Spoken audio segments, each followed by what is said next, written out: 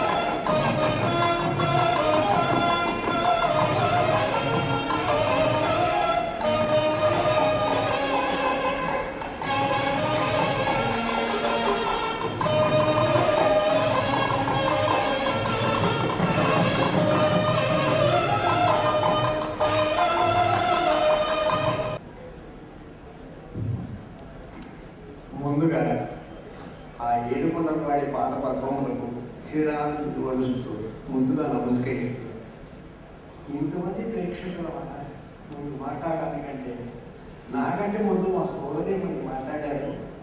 ఆమె ముందు నేనేం మాట్లాడాలో నాకు అర్థం కాదు. అంత కళకారిని ముందు మాట్లాడిన తర్వాత నేను ఎక్కువ మాట్లాడటం మంచిది కాదు. అయినా సూర్యుడికి నీటి చెప్పినట్లు ఉంటుంది.